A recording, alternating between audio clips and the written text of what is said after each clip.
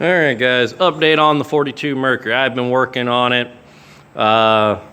Today is the 16th.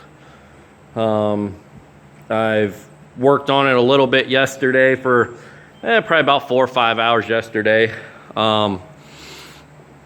The doors are welded, passenger as well, everything. I mean, it's kind of the same thing on the other side. Cut a little bit more out right there. Let's see, there was more sheet metal right here, but I went ahead and cut all that out. I don't need it. That is where it's touching the roll bars. That is going to be a mounting point. I'm going to put some angle iron in there, weld it to the roll bars, and then I will probably bolt the angle iron to the body. Same thing with the front. You can kind of see a general idea how I want to do it. Angle iron like that. Body will actually go lower. The body will actually sit on the deck right there, and then I will bolt everything in. The reason I'm bolting everything in, that big gap right there, I'll take sheet metal and pop rivet all that. Same thing with the back, I'll do pop rivets there. The reason I'm not welding anything, the body in place, I'm bolting and pop riveting it, stuff like that, is because down the road, I would like to find me a dirt modified chassis and basically put this body on that chassis. So, and the other thing too is if this chassis gives out, if I wreck because, you know, I'm being stupid, you know, doing shit I'm not supposed to be doing, and this chassis gets torn up beyond repair, I want to be able to pull the body off and put it on another chassis. I mean, obviously if the body's still good. So that's why I'm doing it how I'm doing it.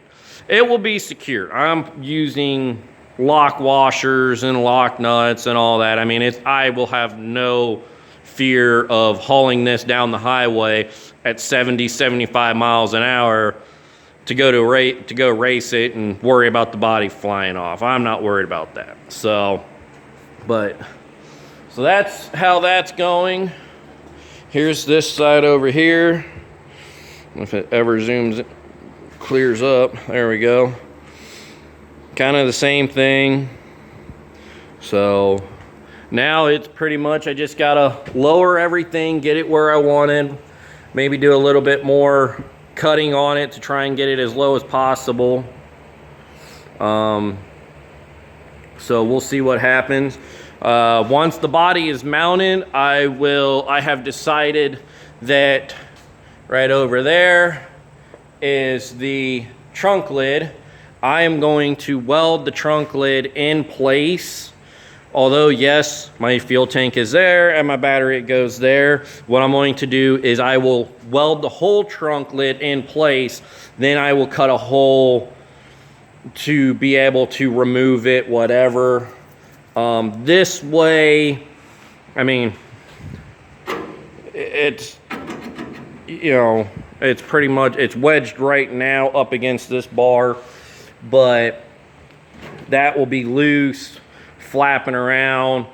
And there's not much material here to really weld a solid piece to anything. So it's just going to help give it more rigidness. I will be putting a bar here and probably say right around here to go into the fender, and then I will pop rivet that. I'll make a bar, put a metal plate in, and then I will pop rivet these pieces to that on each side. But like I said, this way, if anything happens to this chassis, or I come up with the money to buy a modified chassis, I can pull this body off, get rid of this chassis, put it on a better, more updated chassis. So I want to tell you now, these windows are small.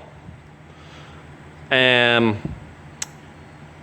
I have no idea how drivers were ever able to get into these windows. I know some kept the doors where you can open them and they got in that way, but I know some actually climbed through the windows, and I can't do it.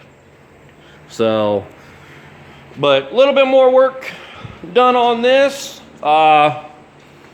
Should be having a video up here pretty soon about the Derby car.